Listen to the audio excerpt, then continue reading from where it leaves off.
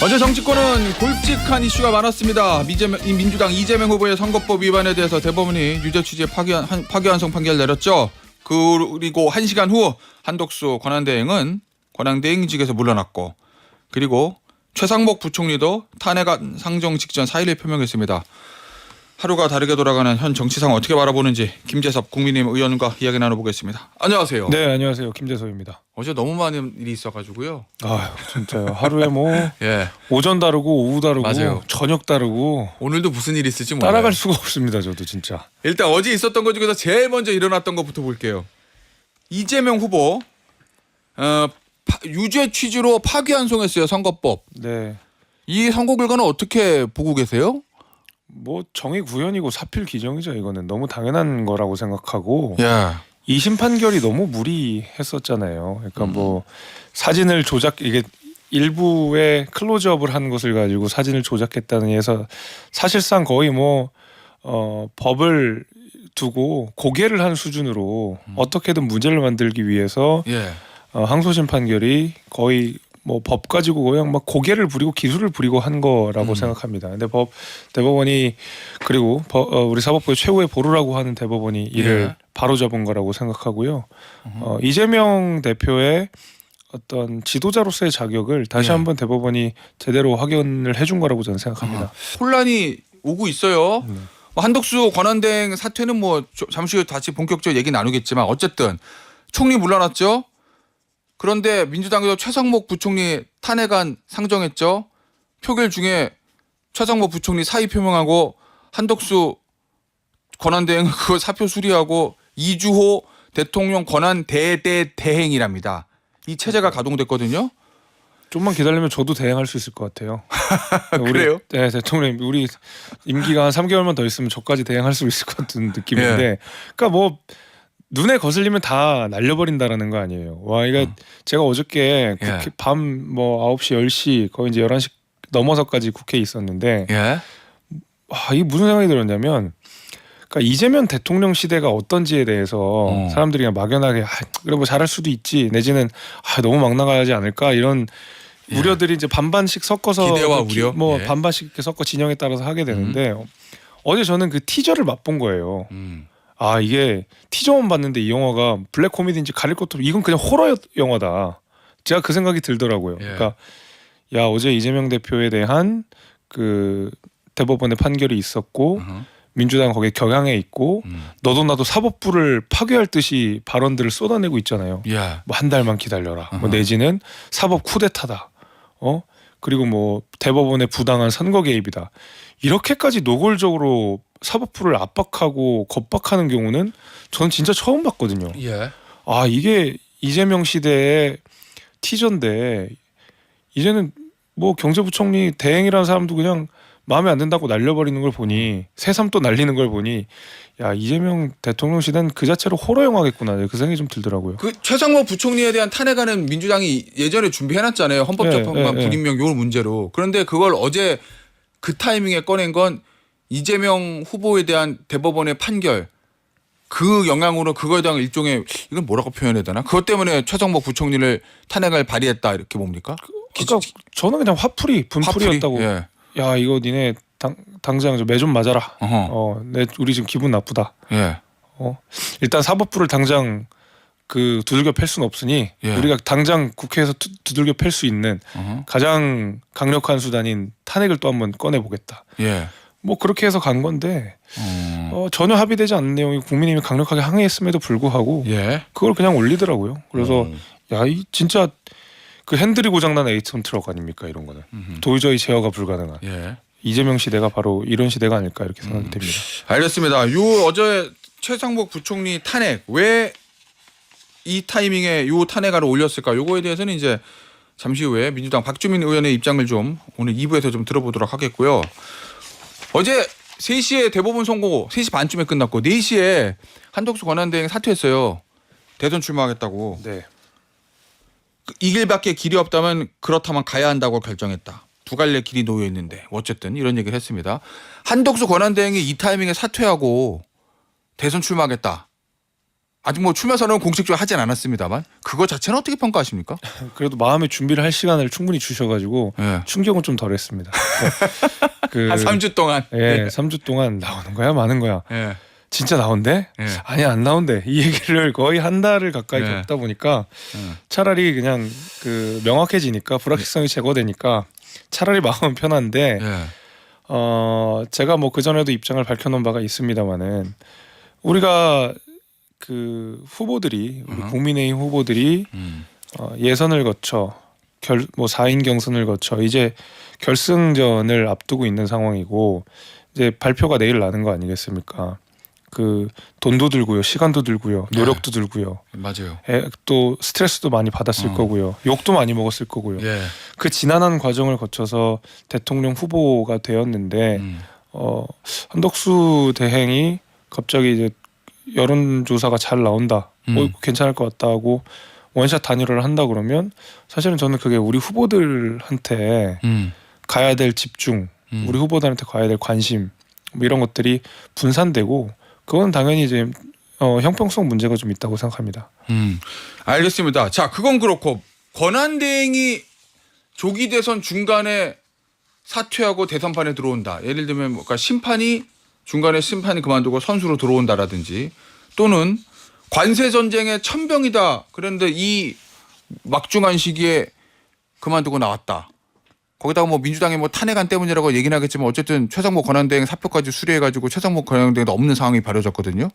그런 부분에 대한 비판 이건 어떻게 보세요? 일각에서 그런 문제도 제기하거든요. 관세 전쟁은 누가 진두지휘해야지 이제 한 달 동안?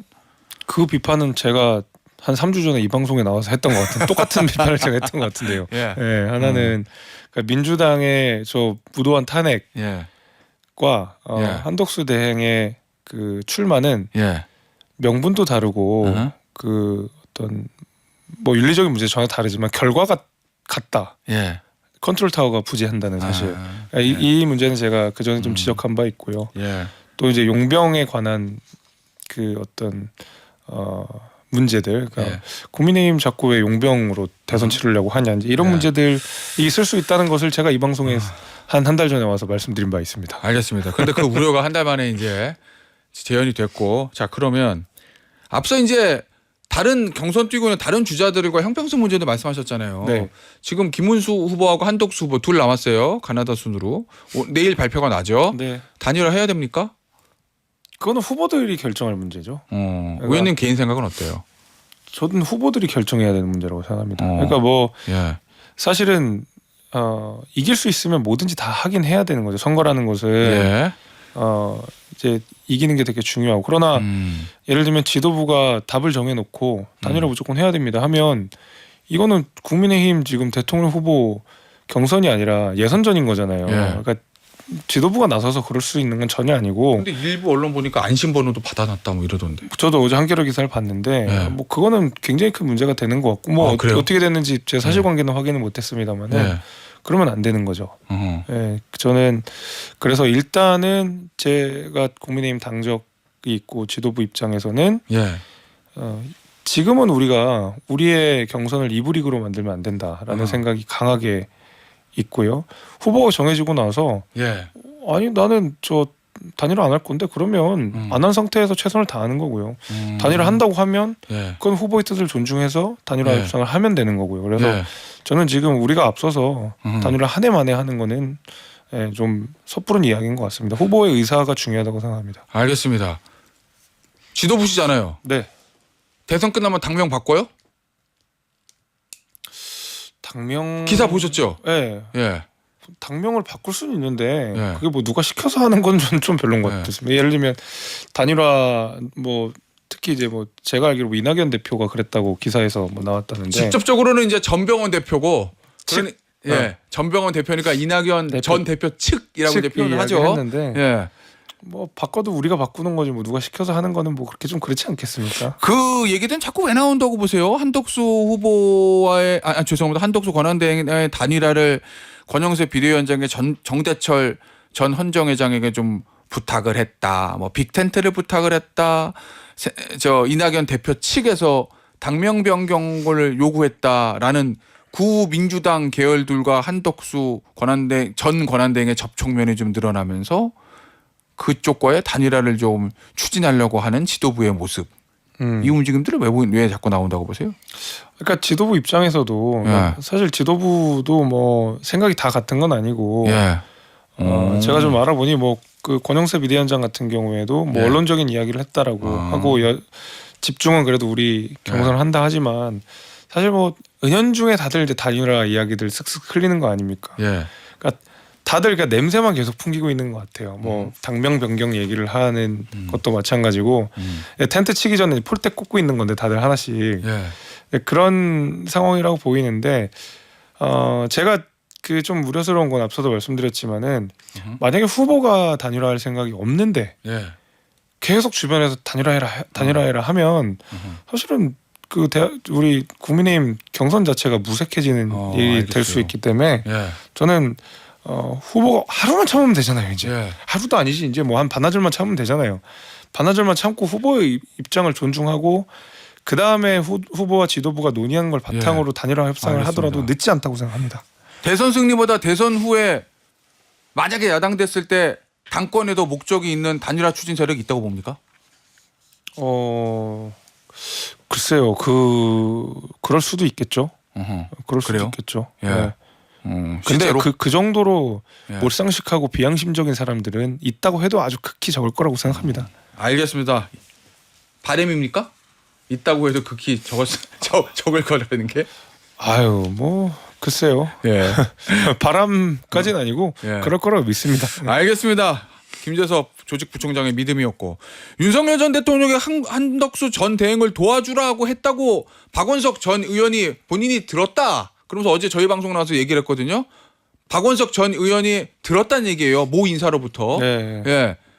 예. 그 모 인사는 윤 전 대통령한테 직접 들었고 전에서 이제 박원석 전 의원 귀에까지 들어온 걸 저희 방송에 얘기했는데 네. 어떻게 보세요, 그거?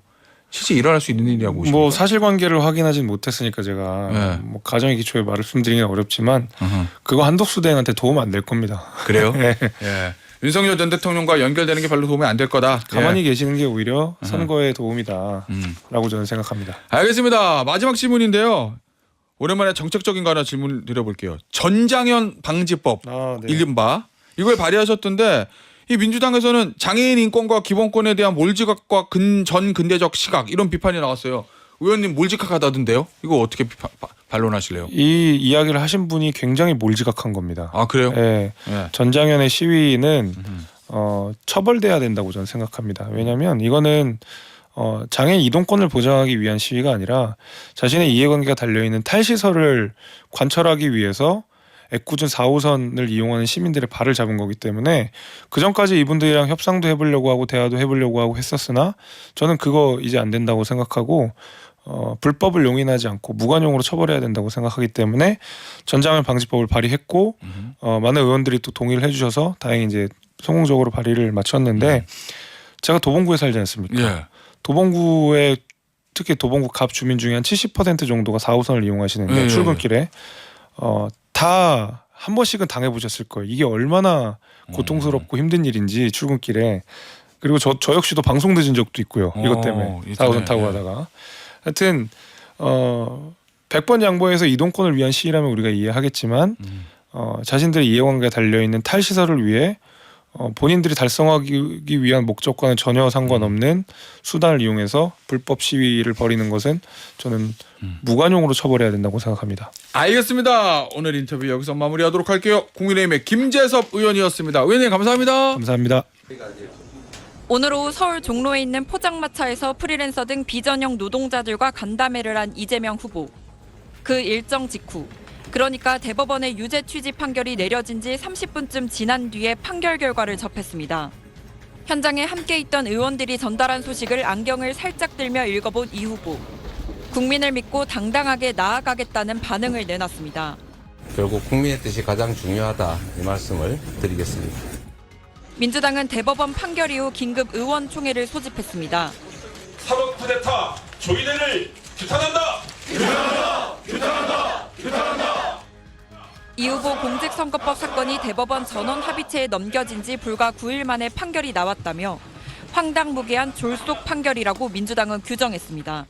대법원이 대선에 부당하게 개입했다는 주장도 폈습니다. 공정성도 일관성도 전혀 찾아볼 수 없었습니다. 정의를 세워야 할 법원이 정치를 한다는 사실에 분노합니다. 대통령은 국민이 뽑는 거지 대법원장이나 대법관이 뽑는 게 아니라고 날을 세우기도 했습니다. 국민 주권주의를 침해하는 판결입니다. 결국 이 판결대로 한다면 검사가 후보자를 선택할 수 있는 길을 열게 됩니다. 민주당 안에선 대법원의 사법 쿠데타라거나 사법 정의가 죽은 날과 같은 격앙된 반응도 쏟아졌습니다.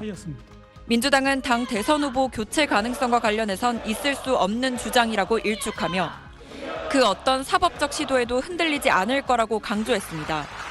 유죄 취지 판결이라도 피선거권 박탈 여부는 결정되지 않은 만큼 당내 비이재명계에서도 후보 교체론 등이 제기되는 분위기는 아닌 상황입니다. SBS 박예린입니다. 추가 경정 예산안 등 관련 법안을 심사 중이던 국회 본회의장. 회의 말미 민주당 주도로 최상목 경제부총리 탄핵소추안이 본회의 안건으로 포함됐습니다. 국민의힘 의원들은 예정에 없던 의사 일정이 추가됐다며 강하게 반발했습니다. 최 부총리 탄핵소추안은 지난 3월 민주당 주도로 발의돼 지난달 2일 국회 본회의에 보고됐다가 법사위로 회부된 바 있습니다.